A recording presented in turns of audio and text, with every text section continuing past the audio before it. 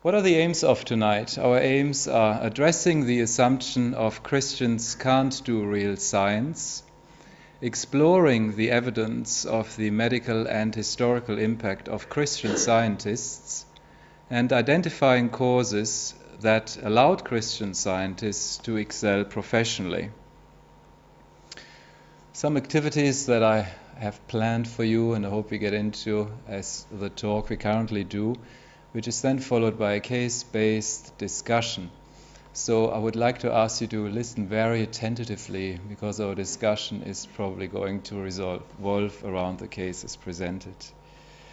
The outcomes, what is in for you tonight? What can you hope to gain from this evening?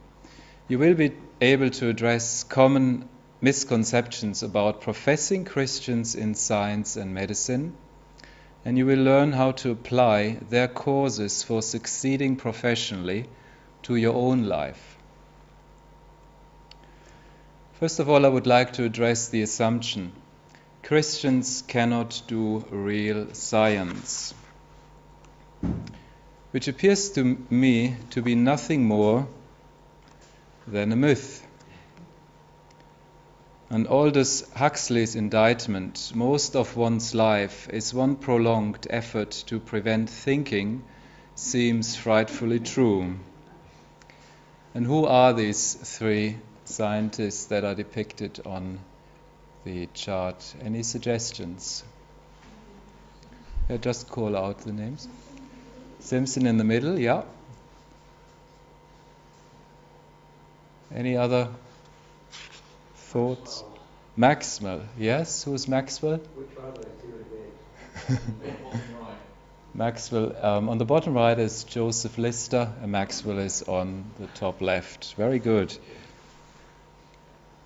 I would like to start off with James Clerk Maxwell, who was born in 1831 in 14 India Street in Edinburgh, and to the father of a fairly wealthy advocate, John Clerk Maxwell and Francis. And all indications suggest that Maxwell had maintained, and throughout his early childhood, an unquenchable desire to find out things. One of his most famous statements his father can remember when he was 3 years old is Maxwell was asking him continuously, "How does this thing work? Dad, can you show me how things work?" And at this early age of Maxwell's life, his father wrote a letter to his sister-in-law and described the sense of inquisitiveness. For his father said, "He is a very happy man, and show me how it works is never out of his mouth." He also investigates the hidden course of streams and bell wires, the way water goes from the pond through the well. These were early signs of Maxwell's maybe budding scientific career, which started here in Edinburgh, at Edinburgh University. And he entered Edinburgh University at the age of 16 to start mathematics. People who are excellent in mathematics always highly impressed me, so I'm very much impressed by Maxwell. And he finished his studies at the age of 19, just 3 years later. And then with the age of 19 he became a fellow of Trinity College in Cambridge. And he spent 4 years in Cambridge. And moving swiftly on, at the age of already 25, he then accepted a professorship at Aberdeen University. And there he dedicated himself to the application of mathematics in physics. I was really astonished how young he was when he became a professor. It's quite amazing, aged 25. His most significant achievement at that time was the development of the classical electromagnetic theory, synthesizing all previous unrelated observations, experiments and equations of electricity, magnetism, and even optics into one consistent theory. Does anyone know for what Maxwell is very famous for what outstanding achievement in the realm of physics? Any thoughts? Yeah. Yes, very good.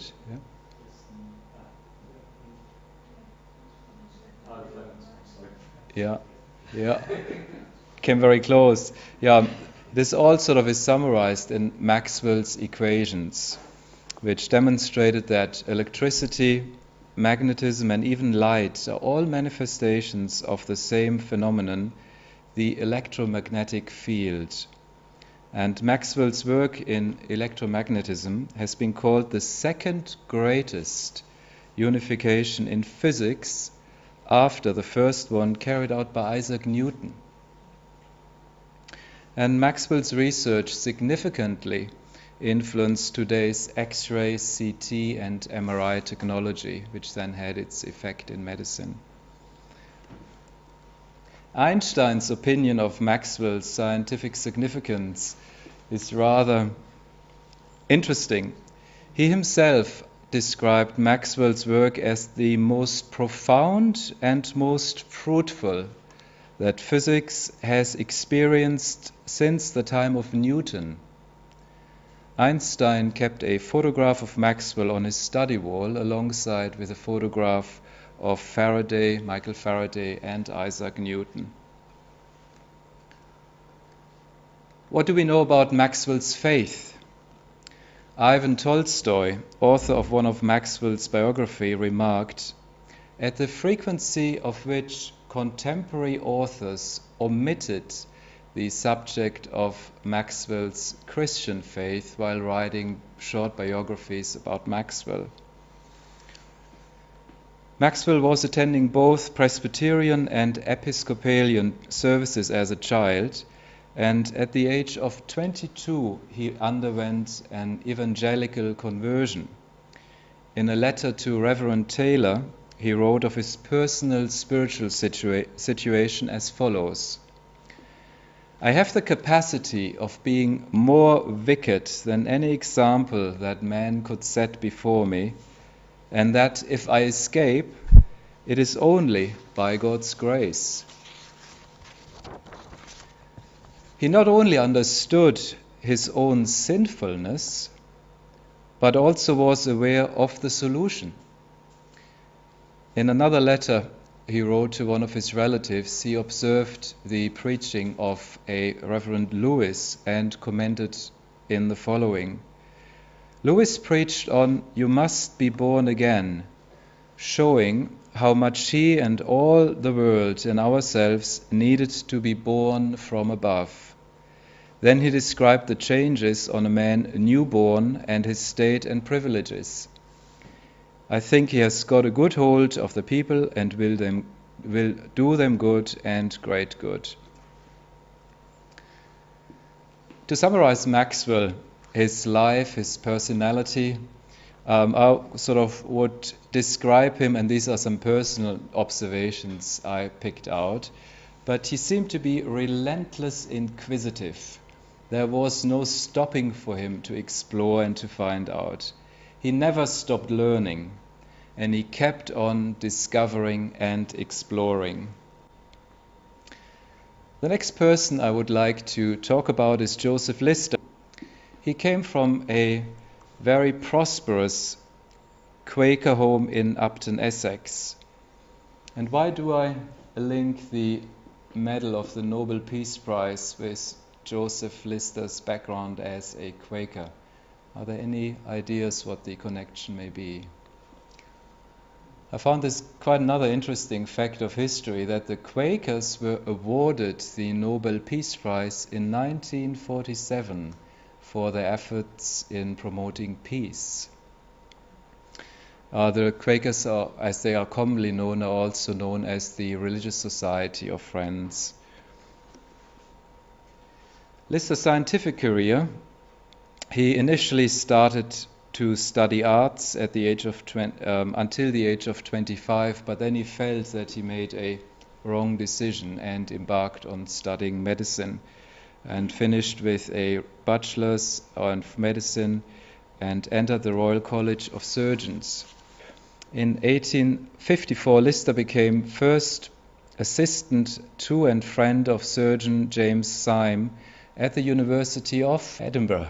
In Scotland and in Edinburgh Hospital, where Lister worked, at that time almost half of the patients who underwent surgery died. So 50% of patients died, and this seems obviously quite high to us, but various mortality rates in hospitals at that time in Europe after surgery went up to 80%. So people were really not looking forward to get into hospital or go into hospital for operations at that time. Neither do they today, but I think the conditions were quite grim. What did Lister do to change that? He simply made surgeons wear clean gloves and wash their hands before and after operations with 5% carbolic acid solution, which is also called phenol. And phenol is the structure there on the right-hand side. After 6 years, he earned a professorship of surgery at the University of Glasgow. Now, at that age, Lister was 31 and became a professor at the University of Glasgow. And he again started to promote the idea of sterile surgery. And phenol had been in use as a means of deodorizing sewage, so Lister tested the results of spraying instruments, the surgical incisions, and dressings with a solution of phenol. And Lister found that swabbed on wounds, phenol markedly reduced incidences of gangrene, and subsequently published a series of articles in the Lancet in 1861. Lister then moved from Scotland to King's College Hospital in London and became the second man in England to operate on a brain tumor. He also invented wiry operations in order to repair kneecaps with metal wire, and improved the technique of breast operations. So he was very, very innovative. Lister was president of the Royal Society between 1895 and 1900. And eventually in 1924, the Lister Memorial Fund was used to establish the Lister Medal, which became the most and is still the most prestigious prize that can be awarded to a surgeon. What about Lister's faith? Still keeping in mind that we are addressing the assumption that Christians cannot do real science. Lister said to himself that I am a believer in the fundamental doctrines of Christianity. In summary, regarding Lister, he came across to me as a man who had a great quiet consistency in the pursuit of his passion. He was not deterred. He was going to find out, and he was going to succeed. And he did this with a solidness, a determination that I find very remarkable. Last but not least, James Young Simpson was born in 1811, and he was born in Bathgate in West Lothian as the youngest of 8 children. He entered Edinburgh University when he was first 14 years old, and Simpson completed his medical examination at the age of 18. But he was so young that he had to wait 2 years before he got his license to practice medicine. Isn't that great what potential these 3 guys had so far? Simpson's scientific career is represented in part by these 2 figures. Obviously towards the left we have Queen Victoria. Can anyone imagine what this structure may be there towards the right? Any suggestions? Well done. Well educated. And how did this relate to Queen Victoria? She used it. Uh-huh. Yes, he was the first one who initially used chloroform on himself. He experimented with a dosage of chloroform that put him to sleep but didn't kill him. Now this potentially could have happened because they weren't familiar with, the dosage at that time. And if the experiment would have turned out fatal, chloroform probably would have been considered as something dangerous, of a dangerous substance. He also, at that time, while chloroform became more acceptable as an anesthetic for childbirth, when Queen Victoria used this during the birth of Prince Leopold, he experienced a lot of resistance, particularly from traditional, also religious folks who was arguing for the point that childbirth had to be painful. And Simpson, some would disagree. And Simpson was a free thinker, so he was very hospitable. He had lots of people in his home in Edinburgh. He liked to discuss and debate things, and he took an example out of the Bible in order to contradict this argument that childbirth, labor had to be painful, and went back to the story when Eve was taken out of Adam's side and God put Adam to sleep, and so caused a rather painless operation in this way. And I thought about this probably was the first general anesthesia ever recorded. So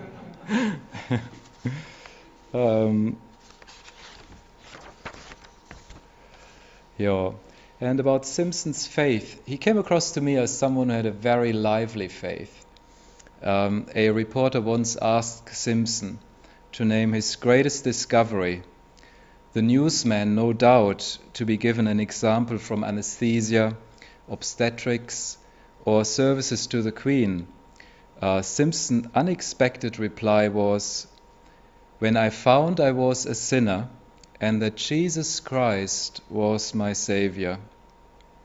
Simpson was also an elder in St. Columba's Free Church here in the Royal Mile, and he founded and led the medical dispensary for the poor in the Royal Mile in a Christian mission that is now another church. When I was thinking about Simpson's summary, he came across to me as a courageous, free-thinking doctor who didn't mind the opposition of men. He took it as something that just came with the territory. But he was so passionate and somehow so lively about his profession that this faded more and more in his background. In conclusion, my first conclusion is that professing Christians were and are some of the finest medical professionals and scientists. I think that is quite evident just going through the life histories, biographies, and scientific achievements of Maxwell, Simpson, and Lister. The second conclusion I got out of studying their cases, their history, was that a relentless inquisitiveness, a passionate consistency, and courageous exploration will influence society. And the third one is that James Clerk Maxwell, Joseph Lister, and James Young Simpson seem to have had a central life focus, their faith in Jesus Christ. And with that, I thank you very much, and we may have some questions. Yeah, I think with all three of them, they had periods where they were quite discouraged.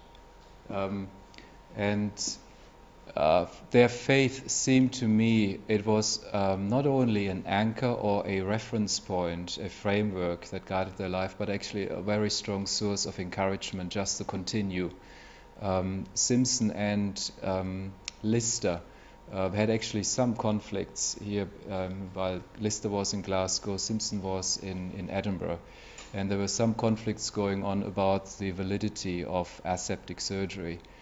And as we probably all familiar today, we are in various scenarios of conflicts. This may be personal ones, this may be professional ones, this may be spiritual ones. And it seemed to me that their faith in Jesus Christ, not just in a theoretical way, but also in a personal relationship, gave them the continuous impetus and the drive to move forward despite of what was going on around them.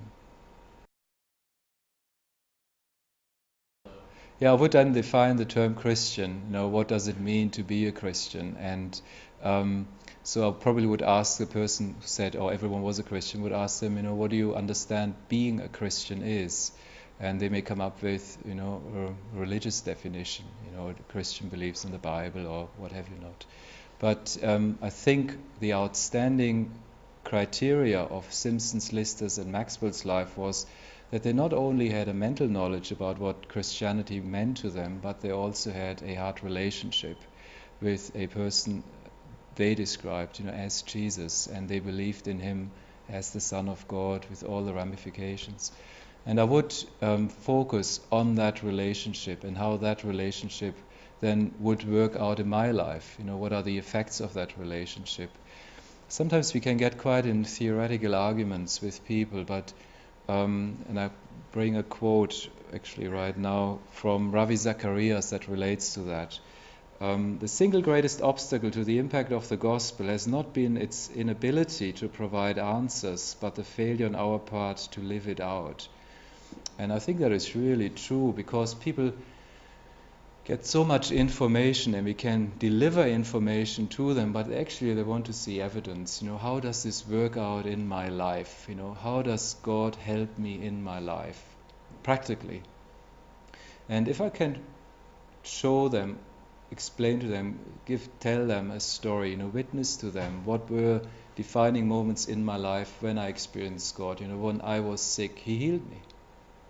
When I was needed help, some circumstances changed that are hard to explain just naturally, and a situation resolved.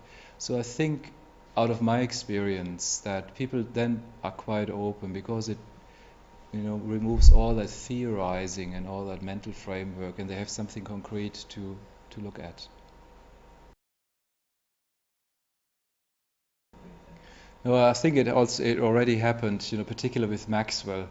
When Tolstoy was writing a biography on his life, he was commenting that there is really a poverty of evidence, written evidence of the Christian witness that Maxwell demonstrated and had. And he was an outspoken Christian, as I sort of explained early on. He made it very clear, but I think then as well as now, it doesn't to be very popular to be a Christian, and consequently, I would say the media as well as other sources employ a form of information management that leaves these things out of the loop. Yeah. No, he just a free thinker. What I mean with that is that he did not carry a cognitive bias towards initially any new thought or new approach to things.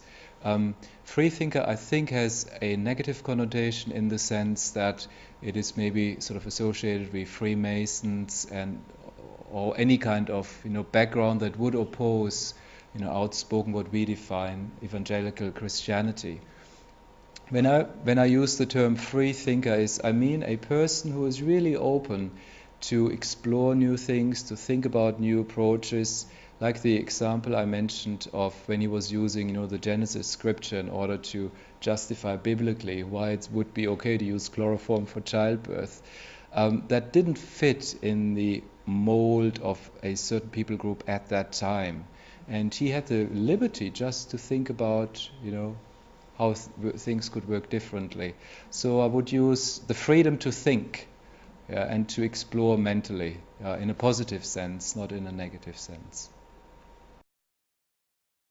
I think in one way there may be, it's probably a religious facade or a religious way that did not appeal to the secular world, was taken as a justification that this religious, narrow-minded thinking represents all of Christianity. So in the sense of that Christians are reactionary or opposed to genuine progress. And the logical consequence out of that would be, as they are, they cannot do real science.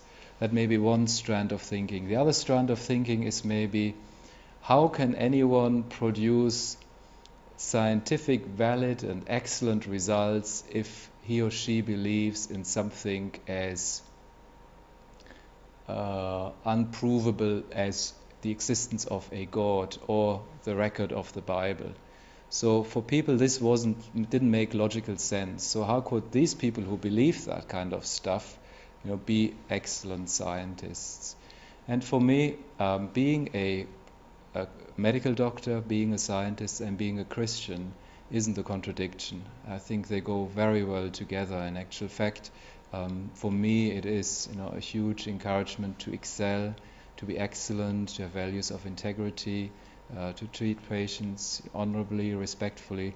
Obviously this would be values for any other person as well, but I can see an example in my faith, Jesus, that encourages me to live that way. And if people, I don't devalue any other forms of working as a scientist. I'm not pontificating what anyone should think. But what I explained tonight is my own personal opinions as a doctor, as well as the evidence I can see from the scriptures. And maybe because people had negative experiences in the past with religious groups, they were just short-circuiting their thinking and saying Christians can't do real science. And thus the initial quote of Aldous Huxley, it is really an indictment that we have lost maybe our ability to think through today. And tonight this was a challenge for people who may not be familiar with Christian values, on the grounds of these three cases presented, to think through, is this really true? And as I said, I don't think it's true. Christians are some of the best and finest scientists. I could, yes. The reason why I picked these three examples is because they all were related to Edinburgh. And and if I could pick three of these prominent scientists who came out of your city, how many more are around if I just go through the centuries or other places? I find this remarkable that Edinburgh has such a huge potential and has such a rich heritage of Christian thinking, Christian science, Christian medicine, and I believe it's going to be restored and resurrected again. Because what has been sown here won't fall flat. It's going to bear fruit, and there are people dedicated to excellence in science, excellence in God's kingdom, in His work, and I'm confident that Edinburgh hasn't seen her best day yet. Her best days are to come.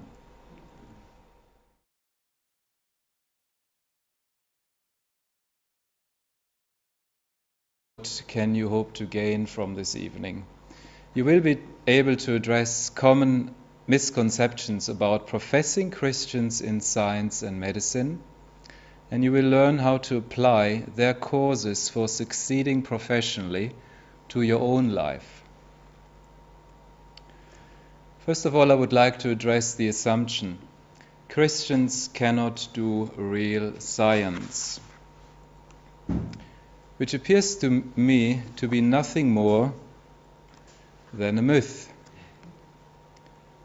And Aldous Huxley's indictment, most of one's life is one prolonged effort to prevent thinking, seems frightfully true. And who are these three scientists that are depicted on the chart? Any suggestions? In Edinburgh, at Edinburgh University, and he entered Edinburgh University at the age of 16 to start mathematics.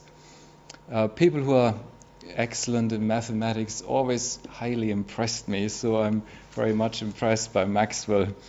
And he finished his studies at the age of 19, just 3 years later. And then with the age of 19, he became a fellow of Trinity College in Cambridge. And he spent 4 years in Cambridge.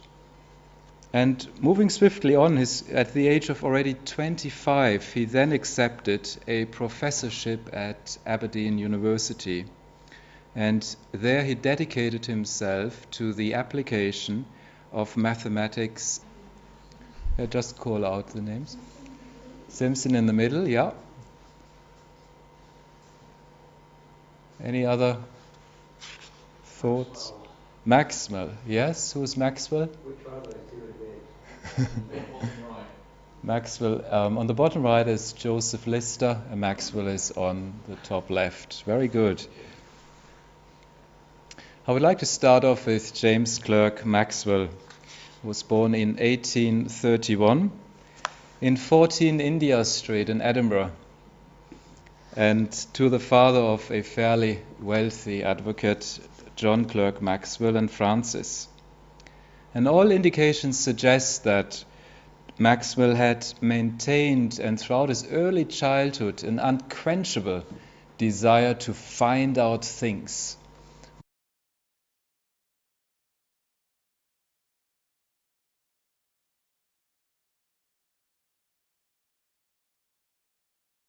What are the aims of tonight? Our aims are addressing the assumption of Christians can't do real science, exploring the evidence of the medical and historical impact of Christian scientists, and identifying causes that allowed Christian scientists to excel professionally.